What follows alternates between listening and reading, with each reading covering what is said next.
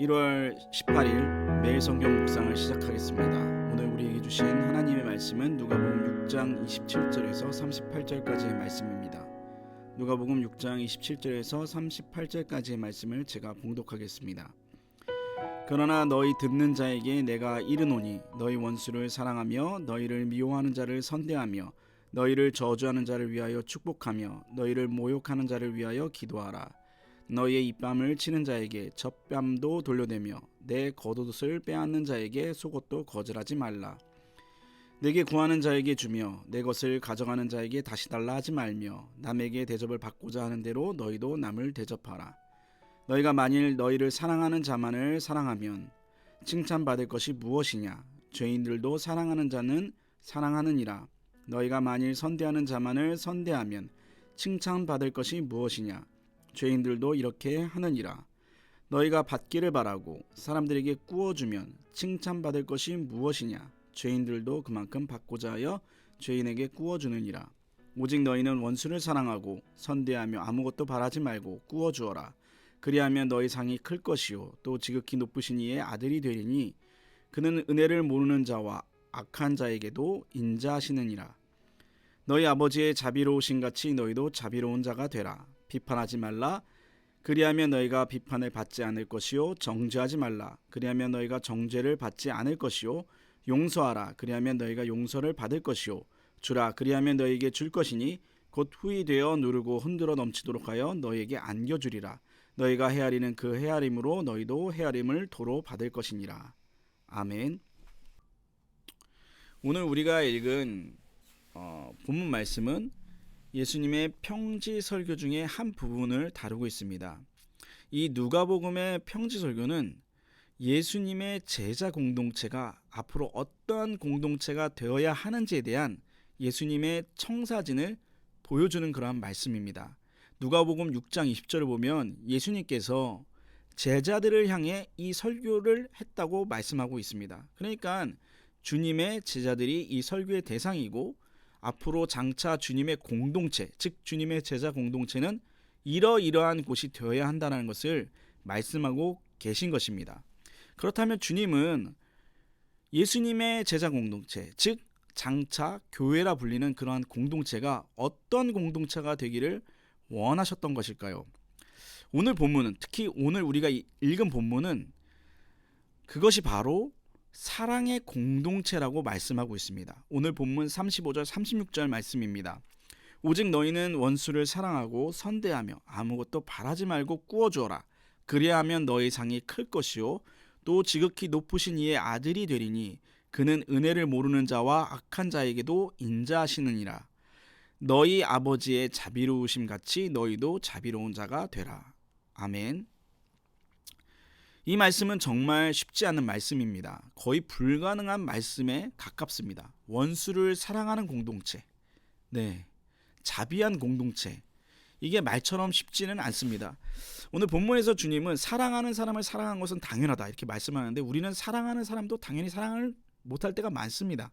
요즘처럼 코로나로 힘들 때 특히 이제 집에서 육아를 하다 보면은 우리가 정말 아이를 사랑하잖아요. 그런데 때로는 아이 때문에 지치기도 해요.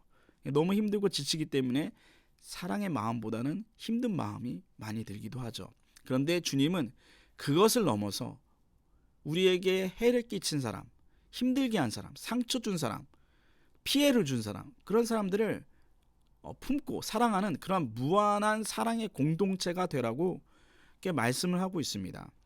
이것이 결코 쉽지는 않습니다. 제가 교회 사무실에 있다 보면 여러 사람들이 교회에 찾아옵니다. 물론 이분들은 교회에 어떤 도움을 요청하기 위해서 오시는 분들이죠. 뭐 돈을 달라고 하시는 분들도 있고 밥을 사달라는 분도 있고 교회 반찬이나 쌀이나 김치나 이런 것들을 달라는 분도 있습니다. 어떤 분들은 사기를 약간 치기 위해서, 그러니까 돈을 좀 떼어 먹기 위해서 오시는 분들도 있습니다.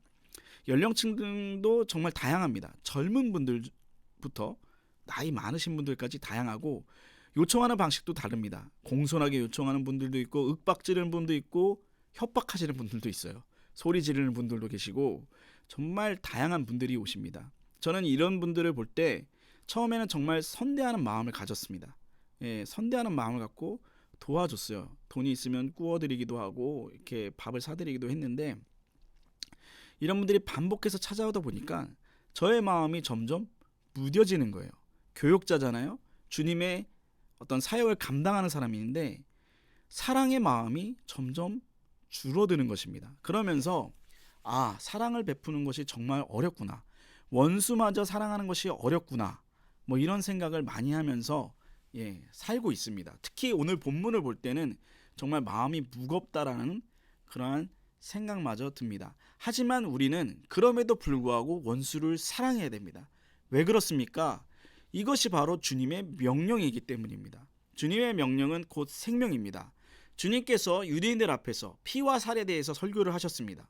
요한복음에 보면 내 피와 살을 먹어야 된다고 이렇게 설교를 했을 때 많은 유대인들이 오병이의 기적을 경험하고 주님을 따랐던 많은 유대인들이 예수님을 떠났습니다. 그때 예수님은 제자들을 돌아보시며 이렇게 물었습니다. 너희들도 떠나려 하느냐? 그때 베드로가 나서서 이렇게 말씀하시죠. 영생의 말씀이 여기 있사온데 우리가 누구에게로 가겠습니까? 예수님의 말씀은 생명을 주는 말씀, 즉 영생의 말씀이라는 거예요. 그 말씀을 지키면 생명을 얻고 힘을 얻는다는 것입니다. 그렇기 때문에 원수를 사랑하라, 즉 우리가 무한한 사랑의 공동체가 되라, 이 말씀 또한 우리가 반드시 지켜야 한다는 것입니다. 그런데 문제는 이것을 지키기가 너무 어렵다라는 거예요. 사랑의 마음이 들기가 너무 어렵다라는 거예요. 우리 마음마저도 요즘 너무 지치잖아요. 이러할 때 우리는 어떻게 이 말씀을 지킬 수 있을까? 그런 것을 고민해 봤을 때 저는 오늘 본문 36절에서 그 답을 찾았어요. 그 답이 무엇이냐면 바로 자비와 긍휼이라는 것입니다. 주님은 우리가 하나님의 아버지처럼 자비한 자가 되라고 말씀하고 있거든요. 즉 긍휼의 마음을 품으라는 것입니다. 우리가 긍휼의 마음을 품고 상대를 생각할 때 그것이 길이 되어서 사랑의 마음까지도 나아갈 수 있다라는 것이에요. 물론 무한한 사랑까지는 가지 못하지만 조그마한 사랑까지는 갈 수 있다라는 것입니다. 제가 앞서 언급했던 그런 분들 중에 제가 부임한 이후에 몇 개월 빼고는 매주 찾아오시는 분이 계세요. 그러니까 밥을 사달라고.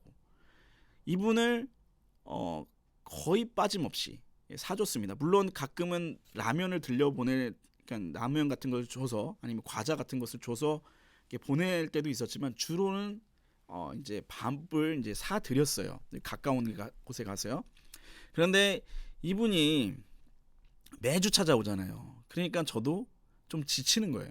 너무 베풀다 보니까 지치게 됩니다. 하다 보면 지치게 돼요. 그러니까 늘 충만하지는 않으니까요. 그렇다 보니까 어느 날 이런 마음이 드는 거예요.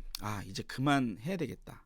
그래서 이분에게 이제 오늘이 마지막이니까 그만 찾아오시라고 이렇게 말씀을 드려야 되겠다, 이런 생각이 드는 것입니다. 그래서 그분이 찾아왔을 때 그 마음을 먹었어요. 그러면서 같이 식당으로 향했습니다.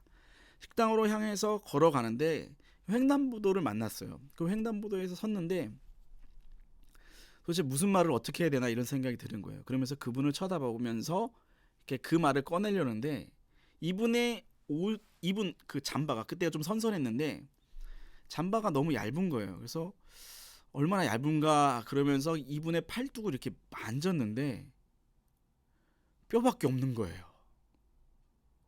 살이 하나도 없는 거예요. 그때 순간 마음이 바뀌더라고요.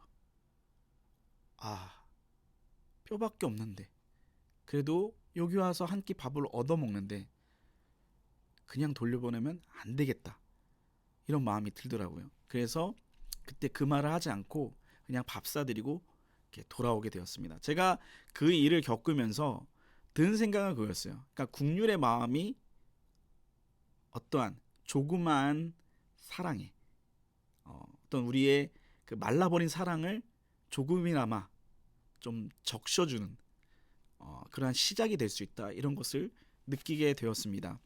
우리 주변에 많은 원수들, 원수들이라고 표현하면 그렇지만 우리 주변에 많은 우리가 사랑 못할 그런 존재들이 있습니다.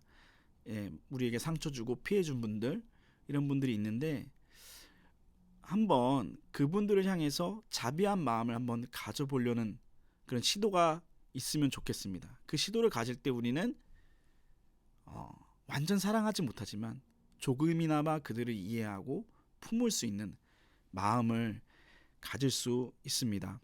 여러분, 원수 사랑하기 쉽지 않습니다. 하지만 그 사람의 처지를 이해하고 또 긍휼히 여기는 마음을 가지면 무한한 사랑은 아니더라도 조그만 사랑의 마음을 갖게 될 수 있습니다.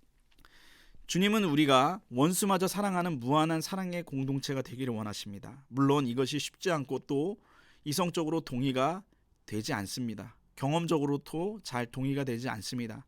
하지만 주님의 말씀이 생명이라는 믿음을 갖고 긍휼의 마음을 가질 수 있도록 시도하고 기도했으면 좋겠습니다. 그렇게 될 때 우리는 주님이 원하시는 그러한 공동체를 세울 수 있는 발걸음을 뗄 수가 있습니다. 언제나 원수마저 사랑하는 무한한 사랑의 마음을 품는 저와 여러분 되시기를 부탁드립니다. 기도하겠습니다. 하나님 아버지, 주님은 우리가 무한한 사랑을 품는 그러한 사랑의 공동체 되기를 원하십니다. 하지만 우리의 심정과 경험과 이성은 이러한 무한한 사랑, 즉 원수마저 품을 수 있는 사랑을 갖기에는 너무나 한계가 있고 부족합니다. 이 말씀이 우리에게 얼마나 버거운지 모릅니다. 하지만 주님은 우리가 그러한 공동체가 되기를 원한다고 말씀하셨습니다. 아버지 하나님, 주님의 말씀은 생명입니다. 우리가 이 생명의 말씀을 놓치지 않도록 도와주시고 이것이 우리에게 생명과 유익이 된다는 것을 믿고 주님의 말씀에 순종할 수 있는 그러한 마음을 갖도록 도와주시옵소서. 우리 삶 속에서 많은 원수 같은 존재들이 있습니다. 그들을 사랑할 수 있고 또 긍휼히 여길 수 있는 마음을 주시옵소서. 혹여나 우리 마음이 말라버렸다면은 자그마한 긍휼의 마음을 부어주셔서 그들의 사정을 이해하고 그들의 현실을 또한 이해해 줄 수 있는, 그래서 우리의 다친 마음이 조금이나마 풀어지는 그러한 역사가 일어날 수 있도록 함께해 주시길 원합니다. 주님, 우리는 진정 사랑의 공동체가 되길 원합니다. 서로 사랑하고 품고 원수마저 사랑하는, 그래서 하나님이 원하시는 그러한 공동체가 되길 원합니다. 아버지 하나님, 그러한 공동체가 될 수 있도록 우리를 이끌어 주시고 성령 충만하게 해주시고 우리 마음 가운데 긍휼을 부어 주시옵소서.